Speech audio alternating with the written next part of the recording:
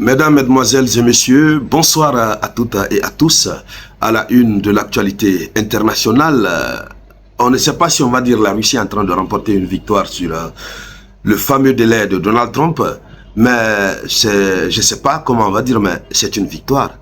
Parce que Donald Trump, qui donne un ultimatum de 50 jours, après, il raccourcit l'ultimatum de 50 jours à 10 à 12 jours. Et nous savons dans quelques jours, ce sera la fin de son ultimatum. Voilà, il avait dit qu'il allait prendre des mesures drastiques contre la Russie. Finalement, nous avons appris qu'il allait sanctionner la flotte russe qui transporte le pétrole russe. Donc une manière pour lui de porter un coup dur, une atteinte à l'économie russe. Mais avant que tout cela n'arrive, c'est le même Donald Trump qui prend une délégation qui l'envoie à Moscou pour aller rencontrer Vladimir Poutine. Pendant qu'il avait dit que ce n'est plus important de négocier avec Poutine. Et parce que ce n'est plus important de faire diplomatie avec Poutine, c'est pourquoi il a dit que non, Poutine nous amène toujours baratiner. Les négociations ne sont plus prioritaires. S'il veut négocier, en tout cas, il n'a qu'à négocier avec l'Ukraine, mais moi, je lui donne un ultimatum de 50 jours. Et tellement qu'il était énervé, il est revenu, il dit non, 50 jours, c'est trop long. 10 à 12 jours. Maintenant, ce n'est pas la Russie qui envoie une délégation pour aller le voir.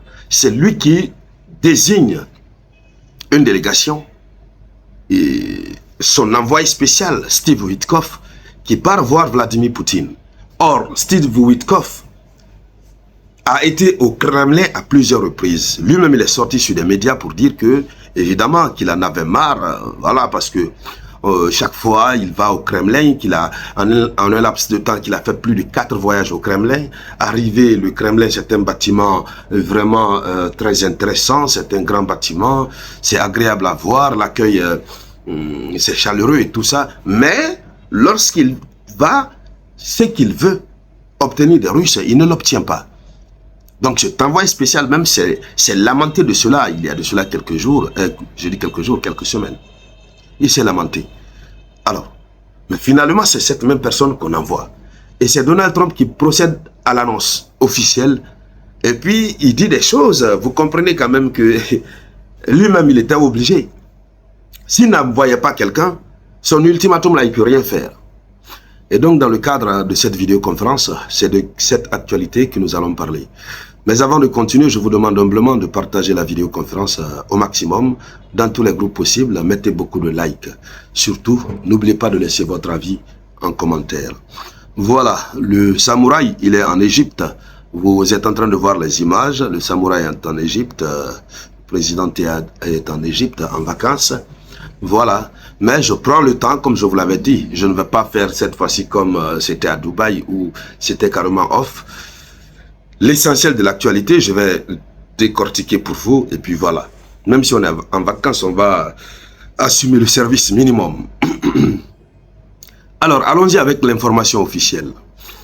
Et selon plusieurs médias occidentaux, c'est une avancée diplomatique qui est pilotée par la Maison-Blanche. C'est une avancée diplomatique. En ce sens que le président Donald Trump a annoncé une réunion décisive entre Moscou et son émissaire. Oui, une réunion décisive. Et après cette réunion, il a annoncé que c'était une réunion très productive. Il ne faudrait pas qu'il revienne encore nous dire que non, avec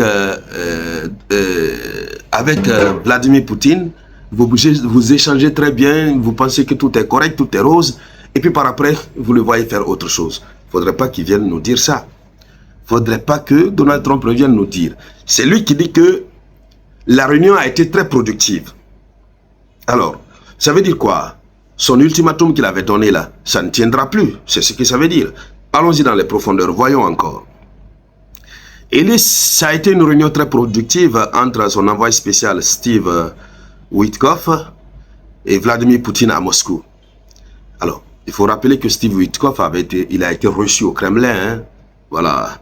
Donc cette rencontre, et selon les constats, en tout cas c'est un grand pas, c'est une percée diplomatique, puisque là où les tensions étaient tout dernièrement là, personne ne pouvait imaginer qu'un envoyé des États-Unis d'Amérique soit reçu par la Russie, par la Fédération de Russie. Donc, selon Donald Trump, de grands progrès ont été réalisés. À la suite donc de la rencontre, et il dit que de grands projets, je dis grands projets, de grands progrès ont été réalisés. Et ce sont des progrès qui marquent des pas vers la fin du conflit en Ukraine. Voici ce que Donald Trump dit. Ça veut dire que certainement la Russie a décidé de changer d'idée. Voilà, peut-être la Russie a décidé de changer. Parce que la Russie est toujours restée sur sa ligne dure. Elle a dit qu'il faut, pour le retour de la paix, il faut éliminer les causes lointaines du conflit. Et ces causes ne sont pas... c'est pas facile de les éliminer à l'heure là. Ce sont des causes fortement enracinées. Et puis des conditions, les exigences que la Russie pose, l'Ukraine n'est pas prête à supporter, en tout cas l'Ukraine de Zelensky. Donc, alors, qu'est-ce qu'il faut dire à ce niveau?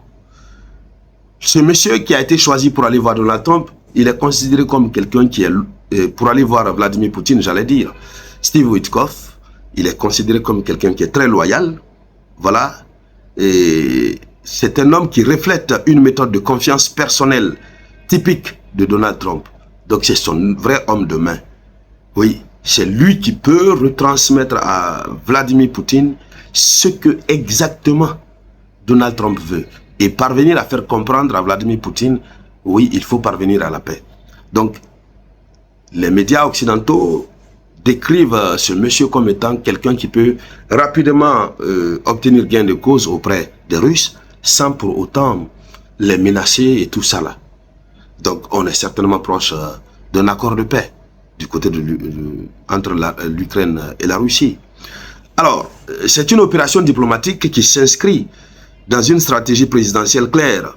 Mettre rapidement fin au conflit, c'est ça l'objectif de Donald Trump. Il veut, c'est-à-dire quand il s'assoit, il regarde comment il a pu mettre fin au conflit entre l'Iran et Israël, même s'il fait partie de ceux qui ont provoqué. Comment, tout récemment, du côté du Cambodge, hein, et de la Thaïlande, comment il a pu obtenir rapidement un cessez-le-feu. Donc, il ne comprend pas que pourquoi, pour la Russie et l'Ukraine, va continuer, hein, pendant que lui, le plus fort des présidents du monde, comme il se considère ainsi, voilà, pendant qu'il est en train de donner, d'imposer la paix dans les autres régions, pourquoi pas du côté de l'Ukraine. Voici ce qu'il s'est dit. Or, nous connaissons déjà la Russie. Donc, mais il y a un sérieux problème. Est-ce que l'Ukraine est contente? Nous attendons la réaction de l'Ukraine. Mais est-ce que l'Ukraine est contente de cette démarche? Est-ce que l'Ukraine ne va pas estimer qu'on veut la contourner, hein? Parler de la paix en Ukraine sans l'Ukraine. Or, sur ce point, Zelensky avait été clair. On ne peut pas décider de notre sort en notre absence. Les trois pays européens, l'Allemagne, le Royaume-Uni et la France, avaient dit clairement qu'il ne faudrait pas négocier sur l'Ukraine sans les Ukrainiens. Donc, les Ukrainiens doivent être associés. Les pays européens doivent aussi participer. Et c'est cette option-là que Donald Trump est en train d'écarter. Et donc, mesdames, mesdemoiselles et messieurs, c'était ça la une de l'actualité. Merci de la partager au maximum. Je vous reviens tout à l'heure par la grâce du tout.